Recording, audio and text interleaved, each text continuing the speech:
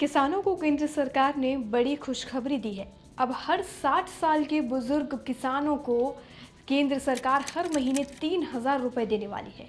क्यों, कब मिलेंगे और आप इसमें अपना रजिस्ट्रेशन कैसे करा सकते हैं, चलिए जानते हैं इन सारे सवालों के जवाब इस वीडियो में। सबसे पहले जान लेते हैं कि ये पूरी योजना आखिर है क्या। केंद्र सरकार ने छोटे और सीमांत किसानों के लिए साल 2019 में पीएम किसान मानधन योजना शुरू की थी। इस योजना का मकसद है कि 60 साल की उम्र के बाद किसानों को हर महीने 3,000 रुपए की पेंशन मिले, ताकि वे आत्मनिर्भर रहें और अपने बुढ़ापे को सम्मान के साथ जी सके। ये योजना में 18 से 40 साल की उम्र का कोई भी किसान हिस्सा ले सकता है।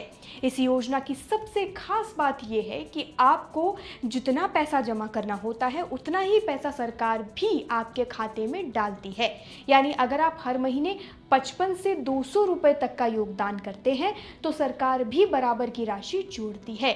इस तरह आपके छोटे छोटे योगदान से बुढ़ापे में एक अच्छी खासी पेंशन तैयार हो जाती है। अब ये जान लेते हैं कि कौन ले सकता है इस योजना का पूरा लाभ। ये योजना उन छोटे और सीमांत किसानों के लिए है जिनके पास ज़्यादा ज़मीन नहीं है। अगर आप 18 से 40 साल की उम्र के बीच हैं और खेती से जुड़े हैं तो आप इस योजना में शामिल बिल्कुल हो सकते हैं। बस आपको हर महीने थोड़ा सा योगदान करना होगा जो आपकी उम्र पर निर्भर करता है। मसलन अगर आप 18 साल के हैं तो आपका योगदान 55 रुपये प्रति माह से शुरू हो सकता है, और अगर आप 40 साल के हैं तो ये 200 रुपये तक भी हो सकता है। ये योजना काम कैसे करती है इसकी बात कर लेते हैं। मान लीजिए आप 30 साल के हैं और हर महीने 100 रुपये जमा करते हैं तो सरकार भी आपके खाते में 100 रुपये वापस डालेगी। यानी हर महीने कुल 200 रुपये जमा होंगे। 60 साल की उम्र तक ये राशि बढ़ती जाएगी और फिर आपको हर महीने 3,000 रुपये की पेंशन मिलेगी। ये पेंशन आपके बुढ़ापे में एक बड़ा सहारा देगी। आवेदन के लिए आप क्या कर सकते हैं, क्या करना चाहिए, अब इसकी बात कर लेते हैं। इस योजना में शामिल होने के लिए आपको कुछ ज़रूरी कागजात दस्तावेज जमा करने होंगे। सबसे पहला है आधार कार्ड। आपको पहचान के लिए आधार कार्ड देना होगा। अगला है बैंक पासबुक, क्योंकि पेंशन आपके बैंक खाते में आएगी तो आपको बैंक की पासबुक देना भी काफ़ी ज़रूरी है बैंक डिटेल्स के लिए। भूमि के दस्तावेज यानी कि ज़मीन के दस्तावेज जिसमें आप खेती करते हैं, ये साबित करने के लिए कि आप एक किसान हैं। पासपोर्ट साइज फ़ोटो आवेदन फॉर्म के लिए, जिसमें आपके फेस को रिकग्नाइज करने के लिए एक पहचान की तरह यूज़ किया जाएगा। अब है ऑटो डेबिट फॉर्म, ताकि आपका महीने का योगदान आपके खुद के बैंक से कट जाए। आवेदन कैसे कर सकते हैं, रजिस्ट्रेशन कैसे कर सकते हैं, इसकी बात कर लेते हैं। आप अपने नज़दीकी कॉमन सर्विस सेंटर यानी CSC पर जाकर इस योजना के लिए रजिस्टर कर सकते हैं। वहां आपको ये दस्तावेज सभी जमा करने होंगे जिसकी लिस्ट मैंने अभी आपको बताई, और एक छोटा सा फॉर्म भरना होगा। इसके बाद आपका मासिक योगदान शुरू हो जाएगा और सरकार भी उसी समय से आपके खाते में बराबर का योगदान डालना शुरू कर देगी।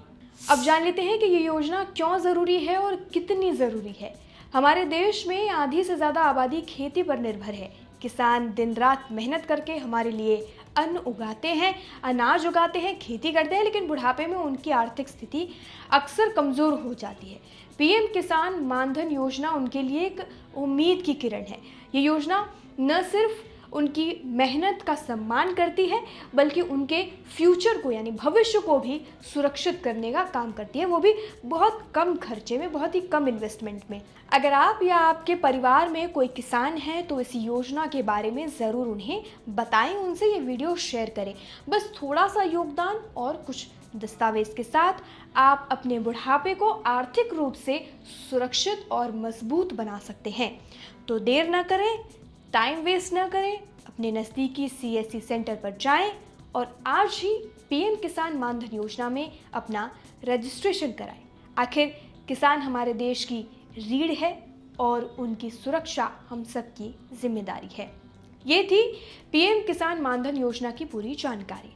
अगर आप भी इस योजना का फ़ायदा उठाना चाहते हैं तो आज ही अपने दस्तावेज तैयार करें और रजिस्ट्रेशन करें। अपने भविष्य को सुरक्षित करने का ये सुनहरा मौका बिल्कुल ना छोड़ें। और हाँ, अगर आपको ये जानकारी पसंद आए तो अपने किसान भाइयों बहनों को ये ज़रूर शेयर करें। वीडियो ज़्यादा से ज़्यादा अपने कॉन्टैक्ट से शेयर करें और परिवार तक पहुँचाएँ।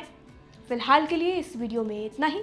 बाकी जानकारी के लिए और अपडेट के लिए देश दुनिया से जुड़ी सभी खबरों के लिए जुड़े रहिए और देखते रहिए लोकमत हिंदी।